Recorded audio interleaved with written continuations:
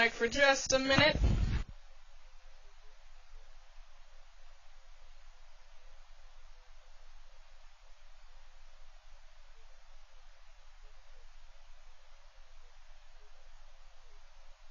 Hey, I'm back. I had to give Honey Bear her little enrichment toy quick. This broadcast is worldwide, that's right. So people across the pond, people all over the U.S. are listening to this broadcast right now. Now we have 3 of our 4 bears out in our 2.5 acre enclosure right now. And so I invite everyone here at the Bear Center to come to the viewing windows or come on out onto the observation deck to get a good look at some of the bears we have here at the North American Bear Center. I will also be giving some directions to our PTZ driver, and that is a worldwide volunteer who is operating our pan, tilt, and zoom camera. Now we have 4 different cameras that are live here at the North American Bear Center. We have our Holly cam. Oh, PTZ driver, Holly's to the far right, coming out by Ted. So we have Holly's little den cam, we have a camera on Ted's den, and then we have a pond cam and our PTZ camera.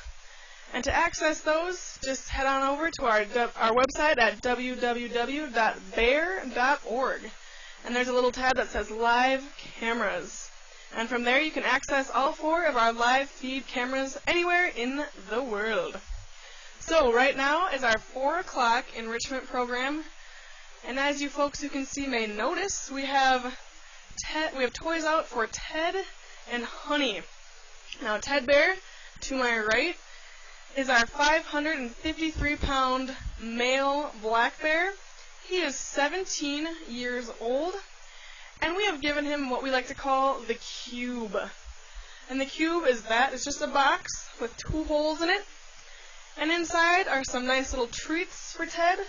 So we put in some dried cranberries and peanuts, some of his favorites. And as you can see, he's using his paw, his nose, and his mouth to manipulate that cube to get the tasty treats inside.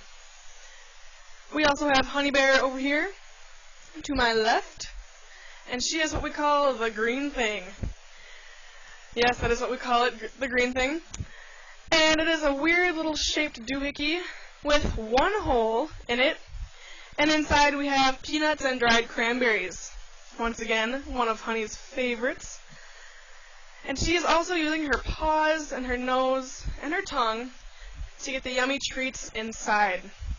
Now the purpose of doing these programs and giving them these toys is to show how they can do simple problem-solving tasks and the dexterity they have in their paws and noses. And it's not unlike what they would have to do in the wild to get the food they want, whether that be rolling over a log or lifting up a rock. And so it makes them use their brain a little bit. We also have thrown some food out for little Holly Bear. Now Holly, she is our newest addition to the North American Bear Center.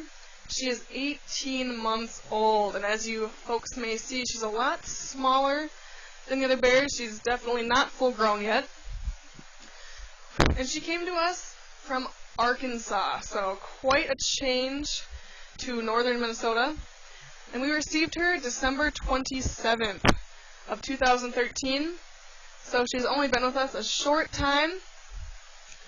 And when we got her, we tried to get her to hibernate right away, and were successful. Then after she came out of hibernation in the spring, she was a very, very fearful, kind of a timid bear. She was scared of people for sure. And so we kept her in a separate enclosure, which is about the size of a 2-car garage, and worked very diligently with her to get her to bond with a few staff members here. There are 2 specifically. We call them Mama 1 and Mama 2. And these 2 staff members Holly Bear has bonded with the most deeply. And how do you get a little yearling bear who's terrified of people to bond with a person? Well, we fed her with a bottle. And in the wild, that bond between a mother and her baby is strongest when they're breastfeeding. And so we prepared a formula to mimic what a mother bear in the wild, what her milk would be like. And so in our formula we have egg yolks, a majority of it is goat milk. We have yogurt, a whole variety of vitamins, and some oils as well. And so through the process of these two staff members hand feeding her this bottle, trust developed.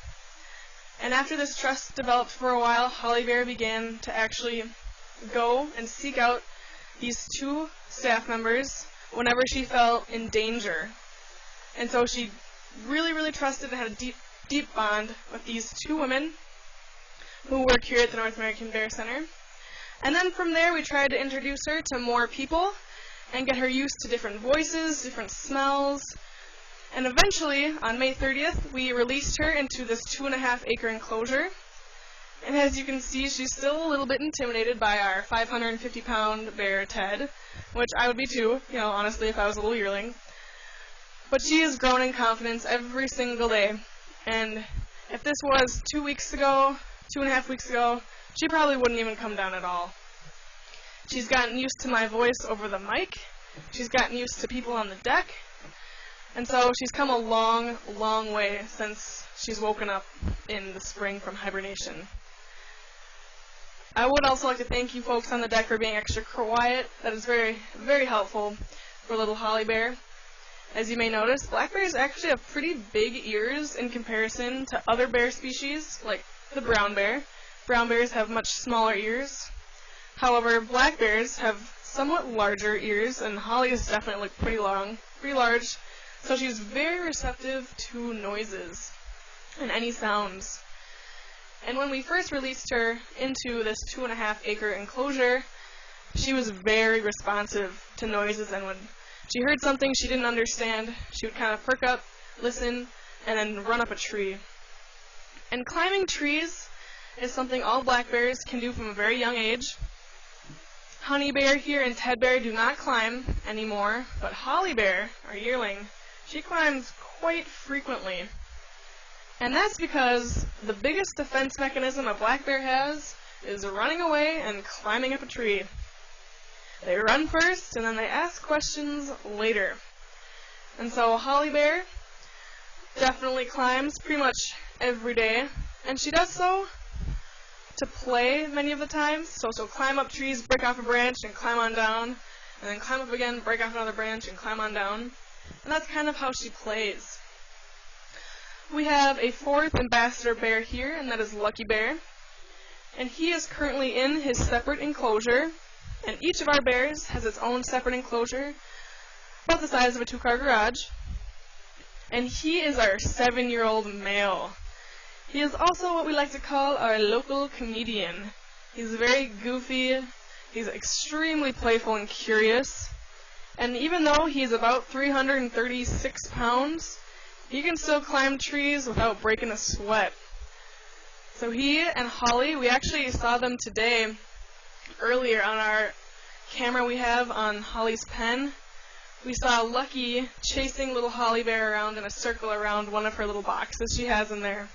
And this was a playful behavior, it wasn't threatening, and they would kind of go around in a circle and then run out of the den and then run back in and chase each other around. So this is really positive behavior, and play is really important for little bears. So we're really happy to see that her and Lucky are playmates, and we suspect that relationship will grow stronger throughout the years here at the North American Bear Center. Holly is still a little intimidated, I think, by Ted. She's watching his every little move.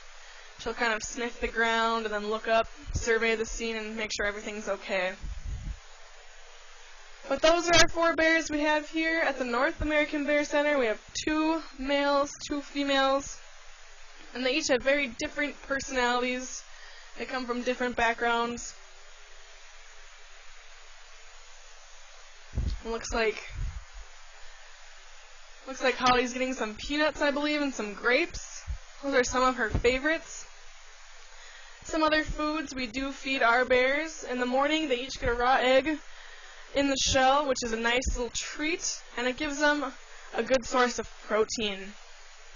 Only about 10% of a black bear's diet is protein, and a majority of that protein comes from immature insect pupae. So a lot of ant and bee pupae, which are very, very high in protein. Otherwise, the majority of their diet is vegetation. They are omnivores, and so they eat clovers and grasses, leaves, flower parts, things like that for a majority of their diet. They also love berries and fruits, and also nuts. So what we feed our bears, I mentioned the raw egg in the morning. We also give them some romaine lettuce, which they love to chow down. Also carrots. And then throughout the day, we feed them usually a mixture of nuts, including Brazil nuts and peanuts in and out of the shell, as well as a very wide variety of fruits. So honey bear here, we found out, likes strawberries today, which some of our other bears don't really like, but we found honey bear especially likes our little strawberries. We also feed them red grapes, it's another favorite, as well as kiwis, avocados. One of Ted Bear's favorite fruits is watermelon, pears, and apples, so they get a good variety of different fruits. And we do not feed our bears any meat, because usually in the wild, they don't really prefer meat and they don't eat it very often. And so that's a question we get a lot of the time is, do we feed our bears any meat? And the answer is nope. Just vegetation, berries, and nuts for the most part. We do allow our bears to hibernate as well. And like each bear has different food preferences, they each have different preferences from when they go into the den to hibernate. So honey bear here, our cinnamon phase black bear, she goes in the latest. So last winter she went in December, so it's very late for a black bear, and then came out in the spring. So she only hibernated about 3 months, 3 or 4 months. Whereas lucky bear, he went into hibernation in late October. So that's a pretty big difference, late October to December. And then he came out in the spring as well. And we suspect that honey bear has some southern genes, because hibernation is somewhat regional. So black bears are found as far south as Mexico. And as you may imagine, in Mexico, or let's say Florida, there's a lot less of a food stress. And so food is available more of the year, and bears can eat a lot more and different foods in comparison to, let's say, Minnesota, where when it gets cold, pretty much there's not that much to eat. And so there aren't really many options for black bears unless they hibernate. So we suspect honey bear has some southern genes. It will also be interesting to see when holly bear goes into hibernation, because she is from Arkansas. We suspect she'll go into hibernation a little bit later as well, but we're not sure, so we'll see what happens. A good example of what a den looks like is our rock den to the right of the pond. And that den actually has not been used by our bears since 2008. However, the window den to the far left, where honey bear was taking a little nap before, that has been utilized by honey bear herself last winter. So those are 2 dens we have. We also have separate dens in each of the 4 separate enclosures for each of the bears. And they den themselves, and we usually just throw in some hay, close the windows, and they're good to go. Over hibernation, pregnant females will have their babies in January typically. So usually the coldest part of the year, especially in Minnesota, is when mothers will have their little babies. And they're born under a pound, so they're very little, but they're very vocal. We have some vocalizations inside on our far wall when you come down the stairs from the observation deck. And you might hear some squalling, some moaning and humming, and those are very normal sounds that little baby black bears make. So they have their babies, they're awake in January, and they all come out of the den together in spring. I would like to thank everyone here at the North American Bear Center who visited and participated in our 4 o'clock enrichment program, especially those of you on the deck for being nice and quiet, and for those of you in the observation windows being quiet, not banging on the windows. We really appreciate that. Thank you very much. I would also like to thank our worldwide listeners and volunteers who are fantastic supporters, and these broadcasts would not be possible without them, so thank you very much. I would also like to remind you folks here today that we are open until 7 p.m., and the pass you purchased is a day pass, so you will feel free to come and go as you please. We have over 60 videos, a ton of literature on black bears, and 2 wonderfully made BBC documentaries in our theater running right now. So thank you folks so much for visiting, and wherever you are, wherever you're listening, I hope you have a wonderful day, and thank you once again from all of us here at the North American Bear Center.